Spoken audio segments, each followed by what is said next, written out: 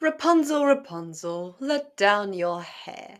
Well, in the original Grimm version, she does, and quite a lot. So much so that she ends up pregnant with twins.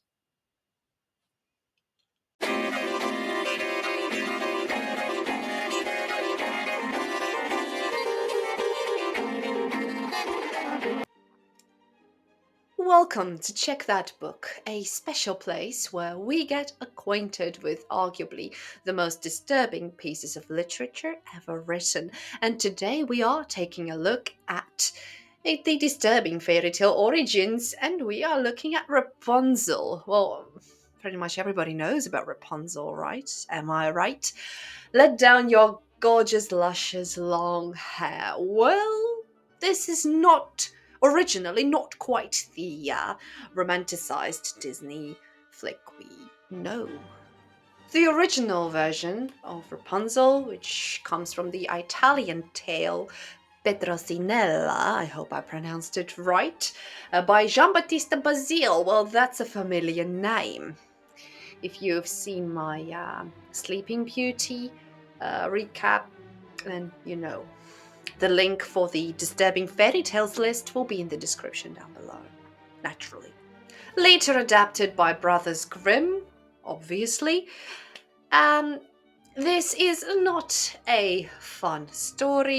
In the Grimm version, a pregnant woman craves Rapunzel, which is a type of lettuce growing in a sorceress's garden. Her husband, desperate to satisfy her pregnant cravings, steals some. When caught, the sorceress, often interpreted as a witch, demands their unborn child as payment.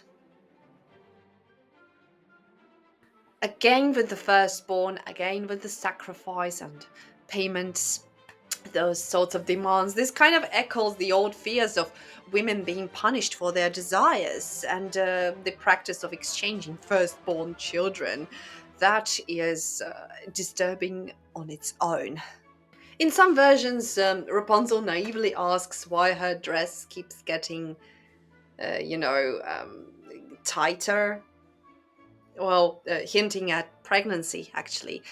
Yes, it's the prince who visits her, climbing her own hair into the tower, doing the deed, and yeah, that's so embarrassing.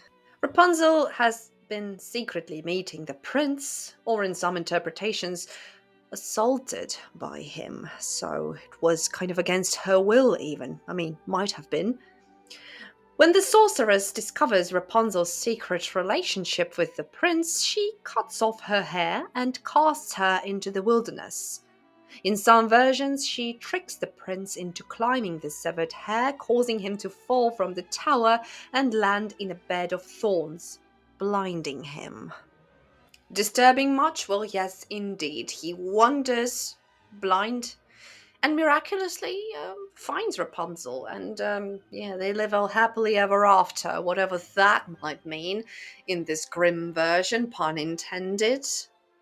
The witch, however, well, she transports Rapunzel far away before. I mean, she meets up with the prince again. She transports her far away, and Rapunzel is forced to live as a beggar, living off the land and whatnot. And in a couple of months' time, she has two extra mouths to feed. So, yeah, sad. Not a fun fairy tale story, if you ask me. With no money and no home and two kids, she wanders around until she meets the blinded prince who had his eyes poked out by the thorns after the fall from the tower, thanks to the witch. And, well, they kind of have a happy ending with all of that extra bloodshed. This is the original, you guys. I didn't make this up. I mean, you can Google this. This is how it is. And yeah, next time you pop in Tangled, make sure that your children don't know the source material. Now that I think of it, we kind of we tend to soften things up a great deal. We want to make things easier and brighter and happier, which is not a bad thing. I'm not trying to say it, but It's just so bizarre. I'm not saying it's bad. I'm just saying it's bizarre how we take such a dark tale and turn it to something sweet and innocent. And yes, maybe this is good.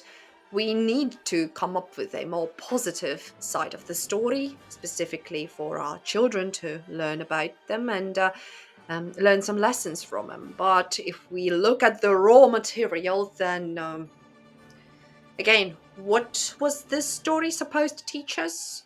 Much like with our previous entry, Snow White. The link is in the description, like I've mentioned. You can take a look at the latest entry, Snow White.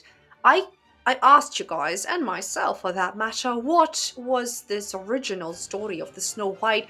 What was it supposed to teach us? What's it about? What do we take from it besides a gruesome tale full of disturbing shit that nobody really needs? But then again, much like modern splatpunk, the majority of it is there just for the sake of being disturbing and gruesome. Same goes for such tales, I believe. With Rapunzel, I don't know. Rumpelstiltskin was obvious, yes. Don't lie. Lying is bad and eventually will lead you nowhere. And might you even have dangerous negative consequences. But with this one, Rapunzel was just a victim. She didn't ask for it, she didn't do anything wrong to be there, so. Does it teach us to be mindful? Well, yeah, I guess so, but you can't always be mindful when shit just happens to you. Am I right? Thank you guys so much for watching. If you like disturbing content, consider giving this video a boost in the form of an erect thumb and make sure to subscribe for more. I will see you all as soon as possible. Meanwhile, take care of yourselves and your loved ones. Goodbye.